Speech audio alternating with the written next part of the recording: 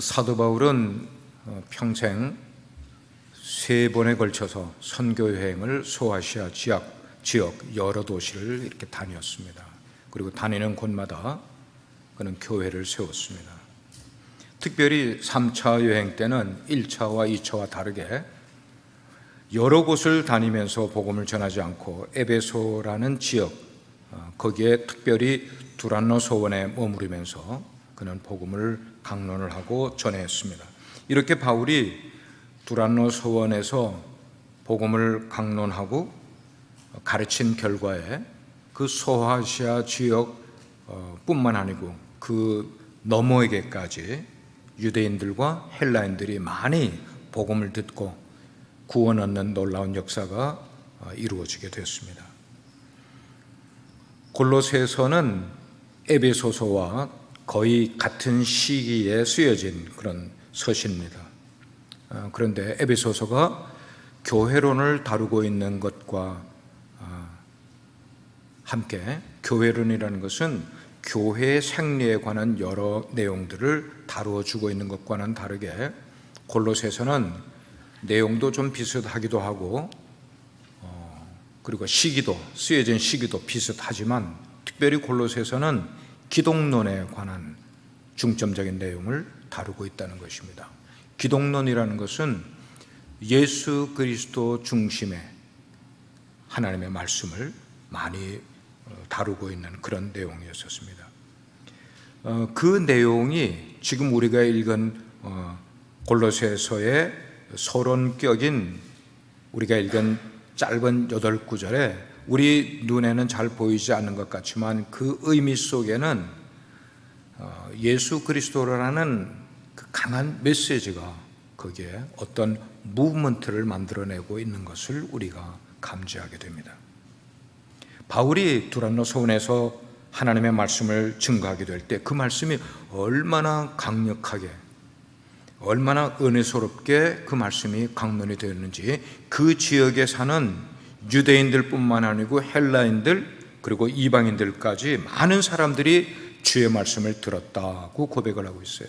여기 주의 말씀을 들었다는 것은 단지 우리의 귀로 들었다는 것 아니라 그 말씀을 들었다는 자체가 뭐냐면 은혜가 흘러넘쳤다는 그런 표현을 갖고 있어요. 은혜가 흘러넘쳤다. 사도 바울이 말씀을 강론하게 될 때 그곳에 모인 무리들 가운데 하나님의 은혜가 흘러넘쳤다. 성령의 역사가 그들 속에 움직이기 시작을 했다. 지금 그런 표현이거든요. 그렇습니다. 하나님의 사역이 강력하게 펼쳐지게 되면은 그 사역의 컨텐츠, 현대 단어 가운데 컨텐츠라는 단어를 많이 쓰고 있어요. 뭐가 아주 유명해지게 되면 사람들은 그 컨텐츠가 뭔가를 알아내려고 애를 쓰죠. 사역의 컨텐츠가, 그 말은 사역의 내용들이 막 흘러 넘쳐나게 된 것이에요. 이런 신앙적인 현상이라고 볼 수가 있는데, 이런 신앙적인 현상은 누가 임의로 억지로 짜 만들어내려고 해서 만들어지는 것 아니라 저절로, 다른 말로 하면 자연스럽게 흘러넘치는 그런 삶이 되게 되고, 이런 것들이 예를 들어서 기도와 연결이 되면은, 기도가 강력하게 이루어지면은 그 자리에 모여있는 사람들이 단지 입으로 기도만 하고 끝나는 것 아니라 기도의 능력이 그 속에 흘러넘친다는 그런 표현이 이 본문 속에 나타나고 있는 것을 보게 돼요. 기도가 흘러넘치는 그런 예배. 이렇게 골로새 교회의 믿음과 사역이 흘러넘치게 되니까 그 말은 그 골로새 교회 자체만 은혜를 받고 자체만 성령의 능력을 경험하는 것 아니라 이것이 흘러넘치게 되니까 가까운 지역에 있는 히에라폴리스, 라우디게아 그런 교회들뿐만 아니고 이것이 멀리는 마게도냐 지역에까지, 나아가서는 아가야 지역에까지 이 골로새 교회의 영향력들이 막 흘러넘치게 되는 그런 경우를 우리는 보게 되는 거죠. 이것은요, 한 지역 교회가 나타낼 수 있는 최대의 영향력이 아마 그런 모습이지 않을까 생각을 하는 거예요. 이게 왜 그런가 하면은 그 은혜가 흘러넘치는 속에 우리가 잊지 말아야 될 단어 하나가 있는데 그게 뭔가 하면 life, 생명이라는 단어가 있다는 것이에요. 생명. 이 생명이 교회 안에 흘러넘치게 되면 그런 교회는 많은 사람들을 살리는 교회가 되는 거예요.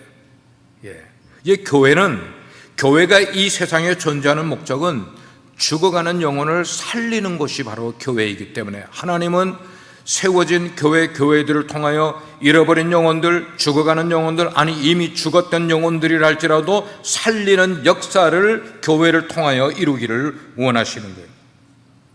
예수님께서 제자들을 부르실 때에 내가 너희를 사람을 낚는 어부가 되게 하리라 라고 말씀을 하실 때 이 사람을 낚는다는 그 의미가 뭐냐? 그게 바로 생명의 능력이 그들의 삶을 통하여 흘러넘쳐서 죽은 영혼들을 살리는 능력을 일으키는 사람으로 만들어주겠다는 그런 표현이 바로 그거예요. 사람을 살리는. 그렇습니다. 교회가 이 세상에 줄 수 있는 최고의 선물은 그냥 교회에 건물을 크게 지어놓고 사람들이 우러러보는 그런 교회를 만들어가는 것 아니라 그 교회가 존재하는 것뿐만 아니고 그 교회가 살아있어서 생명을 사람들에게 나눠줄 수 있는 교회가 되는 것, 바로 그게 교회의 아름다운 목적이라고 성경은 말씀을 하고 있는 거예요. 여러분께 한번 질문해 볼게요. 우리가 지금 매일매일 살아가고 있는, 우리가 몸담고 있는 이 세상 속에 정말 여러분들이 볼 때에 소망이 있는 것 같아요?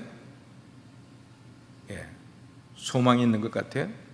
만약에 소망이 있다고 생각하는 분들은 무엇 때문에 그런 생각을 하십니까? 정치적으로요? 경제적으로요?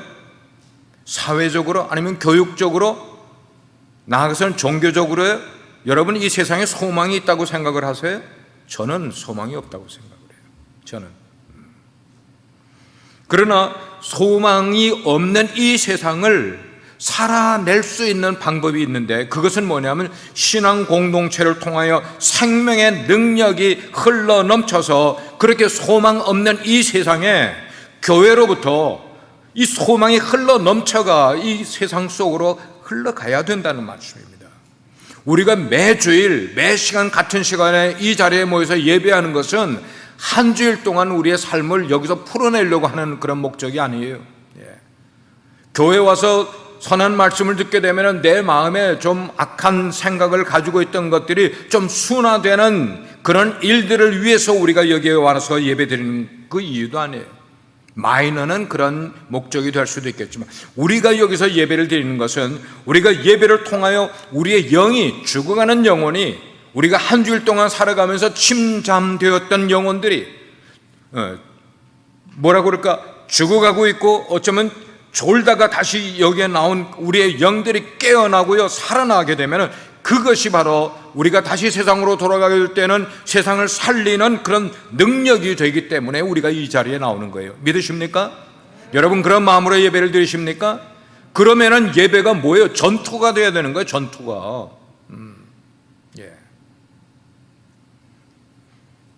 우리 교회가 그런 말씀의 은혜가 있고 하나님의 생명이 약동하는 그런 예배가 되고 그래서 우리 속에 세상을 살리는 능력이 있는 교회가 되기를 주의 이름으로 축원합니다. 한번 저를 따라 크게 한번 복창을 해주세요. 제가 일부 예배 때 나도 모르게 성령이 막 너무 강하게 역사하니까 목이 쉴 정도로 막 크게 설교를 했던 것 같아요. 일부 예배 때. 크게 한번 복창해 주시기 바랍니다. 주여, 은혜의 상수가 흘러넘치는 교회 되게 하옵소서. 주여, 은혜의 상수가 흘러넘치는 교회 되게 하옵소서. 주님은 교회를 통하여 이 세상을 변화시키기를 원하세요. 그런데 주님이 원하시는 세상을 변화시키는 방법은 바로 평신도를 통해서 세상을 변화시키기를 원하세요. 헌신된 평신도들을 위해서. 그런 의미에서 우리가 읽은 이 골로새 교회는 평신도 사역의 중요성을 깨달은 교회라고 생각을 해요. 이 교회는 2명의 평신도가 두드러지게 성경에 기록이 되어 있어요. 그들의 이름은 에바브라 그리고 빌레몬이라는 두 평신도의 이름이 성경에 기록되고 있어요. 에바브라는 말씀의 은사가 있는 평신도였어요. 그래서 그는 교회 속의 성도들에게 하나님의 말씀을 가르칩니다. 그리고 그 말씀을 선포하는 평신도 설교자이면서 또한 목회자였어요. 평신도 목회자였어요. 또 다른 한 사람인 빌레몬, 그는 성경을 쭉 보게 되니까 개인적으로 사유하는 노예들을 거느릴 정도로 그는 부자였던 것 같아요. 꽤 재산이 있는 그런 사람이었던 것 같아요. 근데 그들이 살고 있는 골로새 지역은 굉장히 가난한 동네였거든요. 그 가난한 동네에 하나님의 복음이 들어가서 이 골목 저 골목에 사는 사람들이, 예수 믿는 사람들이 점점 늘어나게 되니까 그 숫자가 조금씩 늘어나면서 예배를 드릴 처소가 필요해지게 됐어요. 예배를 드릴 처소가. 장 목사가 1989년도 12월에 안수를 받고 호놀룰루로 돌아와서 12월 31일에 처음 어느 한 양집사님이라는 가정에서 예배를 드렸어요. 6명이 예배를 드렸어요.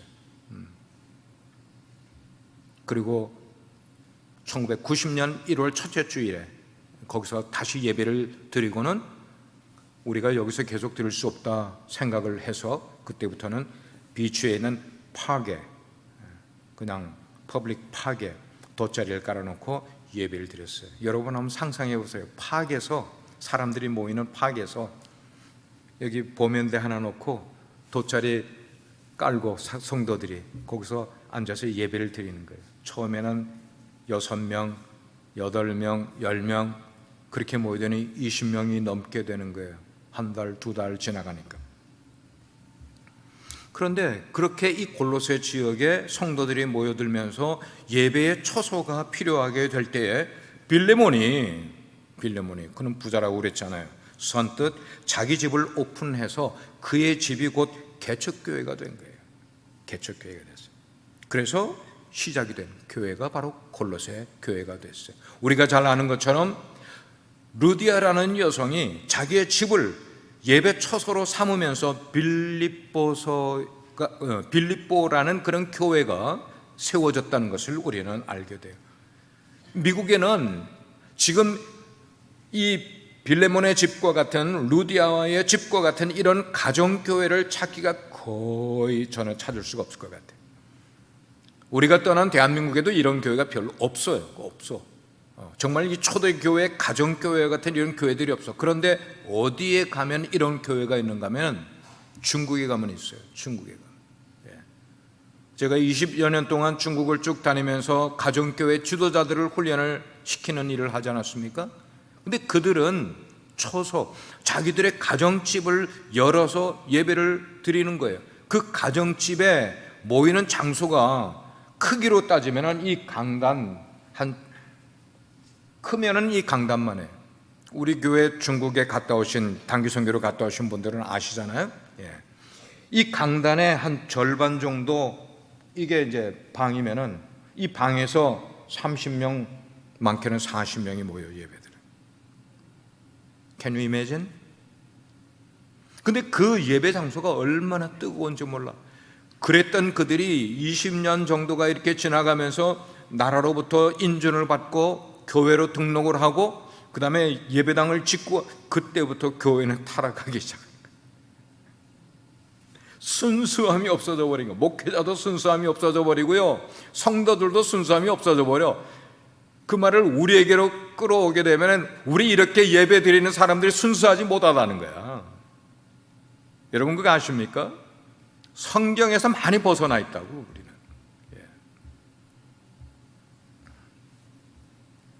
골로새 교회는 이렇게 빌레몬의 집에서부터 시작이 되었습니다. 사랑하는 성도 여러분들이요, 하나님께서 만약에 여러분 가정에 물질적으로 부유함을 허락하신다면 여러분들이 빌레몬처럼 하나님 나라의 확장을 위해서 여러분의 집을 예배 처소로 내놓으실 수 있겠어요? 그럴 용기 있으셔요? 그래도 일부 예배 때는 아멘 하는 분이 계시던데. 예? 여러분, 왜 지금의 교회는, 왜 초대교회와 왜 중국의 그 지하교회, 가정교회와 같은 그런 심성이 왜 우리에게는 없을까 하는 것을 생각해 봐야죠. 예? 왜 없어요? 빌레몬의 가정의 그 가족들을 보게 되면은 빌레몬 가장 혼자만 하나님을 향하여 헌신된 사람들이 아니었어요. 빌레몬의 가정은 자기들의 물질을 사용해서 하나님을 섬길 뿐만 아니고 빌레몬의 아내인 성경은 아비아라고 이야기를 하고 있어요. 아비아, 이 아내는 빌레몬과 함께 얼마나 동력하는 주님의 종의 역할을 했는지 몰라. 그리고 아들 아키포라는 아들이 있는데, 이 아들은 사도 바울이 말하기를 그리스도의 군사로 나와 함께 된 아키포에게 이렇게 이야기를 하고 있어요. 그게 누군가 하면 빌레몬의 아들인 거야. 그러고 보니까 빌레몬은 아버지도 어머니도 그리고 아들도 다 같이 가족적으로 다 하나님께 헌신된 그런 모습을 가지고 있음을 보게 되는 거예요. 사랑하는 성도 여러분, 이 점이 우리의 신앙에 뭔가 변화를 요청하는 것일 수도 있고요, 우리 가정이 지금 가족 전체가 그렇게 신앙생활을 못하고 있다면 뭔가 우리 가정에 주시는 메시지로 여러분 받으셔야 된다는 말씀입니다. 부모님들은 그래도 1세대로서 신앙생활을 바르게 하려고 애를 쓰고 있는데, 여러분의 2세들은 어떤 생각, 어떤 신앙생활을 하고 있는 것을 부모님들인 여러분들이 그냥 보고 지나치고 방관하고 있지 않으신가 하는 것을 우리가 한번 생각해 봐야 돼요. 하나님께서는 당신의 일을 하기 위해서 꼭 풀타임 목회자를 필요로 하십니까? 천만에요. 성경은 처음부터 풀타임 목회자라는 말이 나오지도 않았어요. 텐트 메이커였어요. 하나님께서는 예배당을 크게 짓고 큰 예배당에 이름을 크게 내세우고 브랜처치를 만들어가는 그런 교회를 하나님께서 원하셨습니까? No. 하나님께서는 교회에 엄청난 조직을 만들고 그 조직을 통하여서 이 피라밋과 같은 구조를 만들어서 전도 나가게 만들고, 전도 많이 온 사람에게는 막 큰 상을 주고 뭐 이러는 식의 교회 성장을 하나님께서 원하셨을까요? 아니에요. 하나님께서는 이 골로새 지역, 그 도시 전체를 변화시키기 위해서 2명의 헌신된 평신도 일꾼들, 그리고 그 가족들을 통하여서 하나님께서 그 일을 이루셨다는 것을 보게 되는 겁니다. 그렇습니다. 세상을 변화시키는 원동력은 평신도들인 거예요. 목사는 누군가 일종의 코치예요. 코치. 여러분, 운동팀들 보면 코치가 있지 않습니까? 코치는 나가서 코트에 가서 아니면 필드에 가서 직접 뛰는 사람이 코치예요? 아니에요. 훈련시켜 선수들을 전략을 짜주고, 그리고 실제로 코트에 나가서 필드에 나가서 뛰는 그 사람들은 선수들이라고 우리는 이야기를 하는데, 그 선수들이 누구냐? 평신도들이 선수들이라는 거예요. 그래서 그런 의미에서 여러분 한번 생각해 보세요. 우리 교회가 한 200여 명 되는데, 이 200여 명 목사 혼자서 절대로 매니지를 못해요. 여러분들이, 그래서 우리 교회는 목장이라는 조직이 있고 재직이라는 그 조직도 가지고 있습니다만은, 여러분들이 그냥 자기 직분만 가지고 아무 역할을 하지 않으시면은 우리 교회는 움직일 수가 없는 거죠. 그런 의미에서 우리 빛과 소금의 교회는 에바브라와 같은 사람, 그리고 빌레몬과 같이 헌신된 평신도가 많이 배출되는 교회가 되기를 주의 이름으로 축복합니다. 한번 또 복창 크게 해주시기 바랍니다. 주여, 내 삶의 현장에서 에바브라와 빌레몬이 되겠습니다. 아멘. 여러분들의 사업 터전에서, 여러분의 가정 속에서, 여러분의 직장 가운데서 여러분이 빌레몬이 되고 에바브라가 되셔야만 되는 거예요. 사도 바울이 이 골로새를 쓰게 될 때 골로새를 쓰게 된 동기가 있어요. 서론에서 말씀드린 것처럼 이 책은 교회론을 중심으로 쓴 게 아니라 기독론을 중심으로 썼다고 그랬어요. 그리스도론이에요. 그리스도론. 그 당시에 영지주의라는 이단들이 생겨서 이 교회 저 교회에 들어가서 그들이 교사 노릇을 하게 되는 거야. 그들이 지식이 있는 사람들이니까. 그래서 그 사람들은 지식을 추구하는 그런 사람들이었는데, 주장하는 게 그거예요. 하나님을 알아가는 길은 꼭 성경을 통해서 아니라도 알아갈 수가 있다.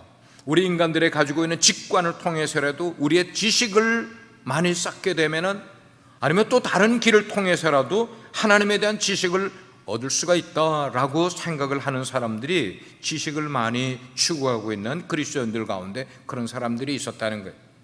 이 사람들이 교회에 들어가서 성경 교사 노릇을 하네. 그러니까 그런 사람들에게 성경을 배우는 사람은 죄다 잘못된 그리스도론을 배우게 될 수밖에 없었다는 말씀입니다.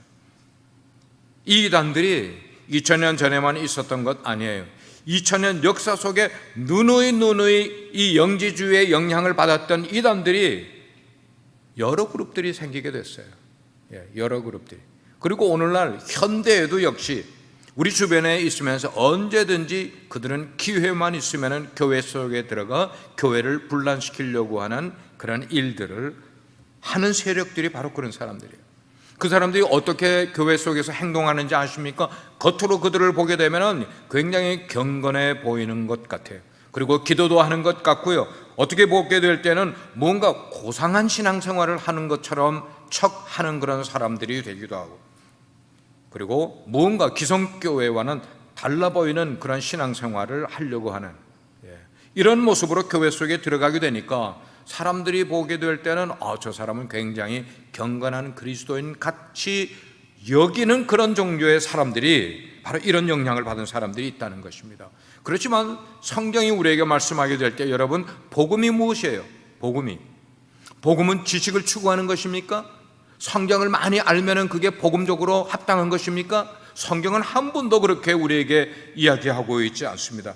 유치원 꼬마처럼 어린 아이들이라 할지라도요, 가방끈이 비록 짧은 사람들이라 할지라도 같은 자리에서 함께 하나님의 말씀을 듣고 함께 은혜를 받고 변화받을 수 있는 것, 그게 바로 복음인 것을 성경은 우리에게 이야기를 하고 있어요.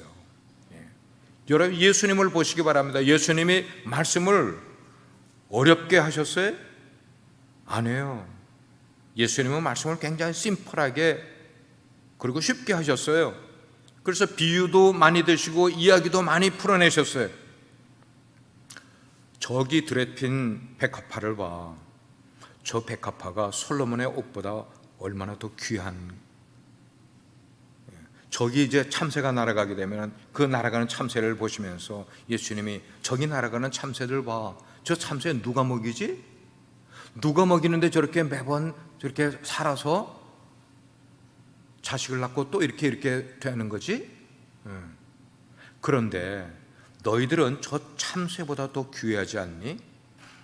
그런데 참새보다 더 귀한 너희들을 하나님께서 왜 먹이시고 입히시고 하지 않겠니?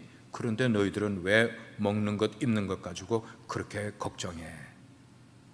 걱정할 필요 없잖아. 예수님은 그렇게 쉽게 설교를 하셨단 말이에요. 그렇습니다. 하나님께서는요, 죄인들이 드려야 될 복음만 필요한 거예요. 아멘입니까?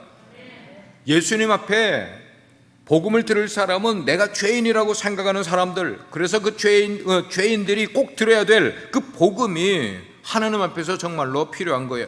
구원의 복음은 예수 그리스도 외에 다른 어떤 것도 외쳐지지 않는, 필요치 않다면 우리는 오직 예수 그리스도만으로 충분한 신앙을 가지기를 주의 이름으로 축복합니다. 예수 그리스도만으로 충분한 거예요. 그런데 오늘날 신앙생활을 하는 사람들 가운데 이 점에서 무너지는 사람들이 많이 있어요. 이 점에서. 그리고 어떤 그룹들이 우리만 들어갈 수 있는 길이 있다, 특별한 길이 있다. 그 특별한 길이라는 게 하늘나라에 이를 수 있는 특별한 길이 있다고 그렇게 이야기를 하고 주장하는 무리들이 있는데 그렇지가 않다는 거죠. 성경은 복음에는 보편성이 있다고 성경은 말씀을 하고 있어요. 보편성. 그 말은 뭐냐면 누구나 하나님 앞에서 나갈 수 있어. 누구나 하나님의 음성을 들을 수가 있어. 누구나 성경을 읽으면은, 아니면 성경을 들으면은 그것을 깨달을 수 있게 성경이 그렇게 하나님이 말씀을 주신다는 거예요. 하나님은 말씀을 통해서 지금도 우리에게 동일하게 역사하는 줄 믿으시기 바랍니다. 최근에 그렇지 못한 사람들 가운데 초월 명상을 쫓아가는 사람들이 있어요. 초월 명상. 요가에다가 동양의 신비주의 사상 같은 것들을 거기다가 섞어서 혼합을 시킨다든지, 또한 불교나 아니면 그 인도의 그 힌두교라든지 아니면 오늘날 많이 성행하고 있는 그런 뉴에이지 무브먼트 이런 것들을 거기에 섞어서 아주 그 좋은 것들만 용납을 하면서 그러면서 신앙생활을 강조하는 그런 무리들이 있는데 정말 안타깝게도 기독교 가운데도 목회자 가운데도 때때로는 교회 속에서도 성경에서 말하고 있는 이 복음이 아닌 다른 것들을 사람들을 끌기 위한 요소로 사용하면서 마치 이것이 복음인 것처럼 사람들에게 신앙생활에 넣으려고 하는 그런 위험 요소들이 있기 때문에 우리가 그것을 구분하는 것이 무척 필요하다는 거예요. 그래서 어떤 한 그리스도인이 자기가 주장하기를 말이죠.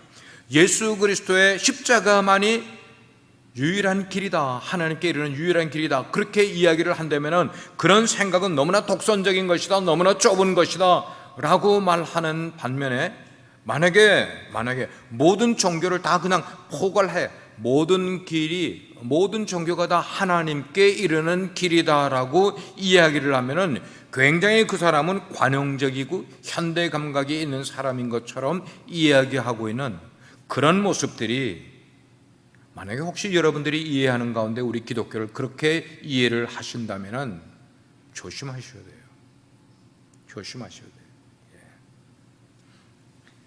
그건 굉장히 위험한 생각이고 마귀가 그런 생각을 우리 속에 넣을 수 있기 때문에 그런 이론과 그런 사상에 절대 여러분들이 가까이 하지 마시기를 바라요. 오늘날 교회가 왜 세상이라는 이 흙탕물 앞에서 힘있게 나가야 될 텐데 힘없이 자꾸만 요동치는 그런 모습들이 교회가 있게 되느냐, 십자가라는 구심점을 잃어버린 거기 때문에. 십자가라는 구심점을 잃어버렸어.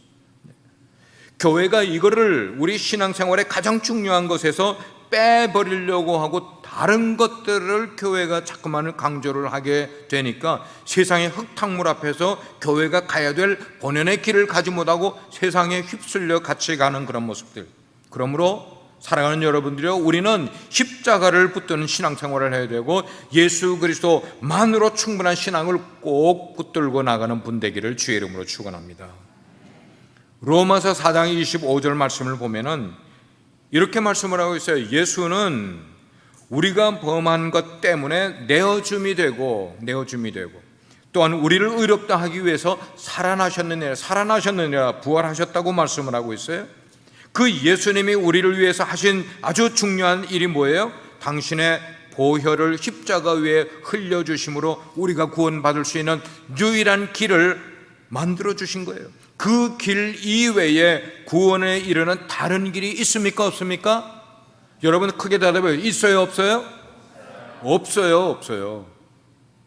Only Jesus예요. Only Jesus.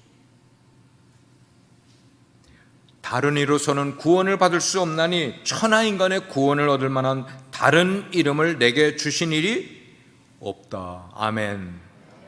다른 길이 없다고 말씀하래요. 구원의 길은 오직 예수님밖에 없다고 성경은 말씀하는 게 이게 바로 우리 기독교에서 말하는 십자가의 유일성이라고 성경은 말씀을 하고 있어요. 우리가 믿는 기독교의 두 축은 한번 저를 따라 하시길 바라요. 왼손을 들면서 십자가, 오른쪽으로 부활. 다시 한번 십자가와 부활. 이 두 축이 우리 기독교의 가장 중요한 요소인 거예요. 그래서 여러분들 신앙생활을 하게 될 때 내 삶 속에 십자가가 잃어버린 바 되지 않느냐, 부활신앙이 있느냐 없느냐 이거를 늘 점검하면서 이게 스르륵 사라지게 되고, 십자가라는 건 뭐예요? 신앙생활의 희생을 말하는 거예요. 내 삶 속에 희생이 없으면은 내 실제 신앙에 십자가가 없다는 말이거든요. 이거를 여러분들이 붙드셔야만 되는 거예요. 골로새 교회처럼 거기에 문제가 뭐였습니까? 예수님의 십자가를 자꾸만 무효화시키려고 하는 그런 교사들이 생겼어요. 다른 길도 있다고 말하는 사람들, 편한 길, 신앙생활에 편한 길이 있다고 말하는 그런 사람들, 왜 기독교는 그렇게 편협하냐, 독선적이냐라고 주장하는 사람들이 있었기 때문에 사도 바울이 골로새를 쓰게 된 거예요. 이것은 모두 악한 자 사탄에게서 조종되고 있는 그런 모습이기 때문에 우리는 여기에 결코 넘어가서는 안 되겠어요. 부활이 없다 하고 내세도 없다 하고 우리 현재의 세상이 모든 것이다 라고 생각을 하게 되지만, 그런 세상이지만, 그러나 구원에 관한 한 이 두 가지를 우리는 꼭 붙들고 믿어야만 되는 거예요. 첫째는 예수 그리스도의 십자가만으로 충분하다. 그리고 두 번째, 나는 예수 그리스도의 부활을 절대 믿는다. 이 두 가지 십자가와 부활의 믿음으로 여러분의 영혼이 회복되시고 신앙이 새로워지며 성령의 능력이 여러분의 삶을 통하여 흘러넘쳐 하나님의 역사가 온 세상을 이루는 그런 놀라운 날이 오기를 주의 이름으로 축원드립니다. 기도하겠습니다. 이 시간에 한번 같이 소리내서 기도하도록 하겠습니다. 예수님의 십자가와 부활이 없다면, 그 능력이 내 삶 가운데 역사하지 않으면 나는 생명을 살릴 능력을 잃어버린 신앙인이 될 수밖에 없어요. 만약 우리 교회에 흘러넘치는 사역이 있고, 그리고 그런 사역을 감당하는 쓰임받는 평신도들이 계시다면, 우리 교회는 우리 교회의 사역의 능력이 온 세계를 향하여 흘러나갈 수 있는 그런 교회, 그래서 주여 내가 그런 능력 있는 헌신된 성도가 되게 해주십시오 라고 우리가 한번 큰 소리로 주여 한번 외치고 통성으로 한번 기도하겠습니다. 주여. 아버지 하나님, 그렇습니다. 우리 가운데 믿음이 있습니까? 하나님에 대한 신뢰가 있습니까? 세상에 어떤 유혹과 시험이 와도 흔들리지 않을 자신이 우리 가운데 있습니까? 아버지, 그것은 오직 예수 그리스도라는 반석 위에 놓이게 될 때만 우리가 그런 신앙을 가질 수 있는 줄 믿습니다. 아버지, 우리 빛과 소금의 성도님들 한 분 한 분들은 세상에 휩쓸려 나가는 신앙인이 되지 말고, 아버지, 자기의 신앙을 지킬 줄 아는 자들 되고, 그들에게 십자가가 중요한 신앙의 모토가 되기를 간절히 원하오며, 부활 신앙을 통하여 나는 죽어도 다시 산다는 믿음으로 하루하루를 살아갈 수 있는 자들 삼아 주시기를 간절히 원합니다. 그렇습니다. 우리를 향하신 하나님의 바람이 그렇고, 우리를 향하신 복음의 역사가 그렇습니다. 우리를 그렇게 구하기를 원하십니다. 우리가 세상을 그렇게 이겨나가기를 원하십니다. 세상을 거치고 올라갈 수 있는 그런 믿음의 사람들 되기를 간절히 원합니다. 주여, 우리를 간과하여 주옵소서. 아버지, 우리를 강하게 하여 주옵소서. 우리를 새롭게 만들어 주시기를 원합니다. 새로운 부흥의 역사가 우리 교회에 인도되기를 간절히 원합니다.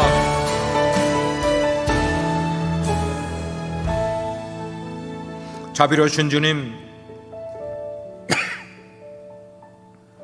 오직 주님의 십자가의 능력만이 우리를 구원하는 유일한 길인 줄 믿습니다. 십자가를 붙드는 우리 빛과 소금의 교회가 되게 도와주옵소서. 예수님이 부활하셨으니 나도 부활한다는 믿음을 갖게 도와주옵소서. 죽음을 두려워하지 않게 인도해 주옵소서. 마귀의 권세를 부셔버리고 부활의 능력으로 죽어가는 이 세대를 구원하는 믿음의 성도들, 믿음의 교회가 되게 도와주시옵소서. 예수 그리스도의 이름으로 기도합니다. 다 같이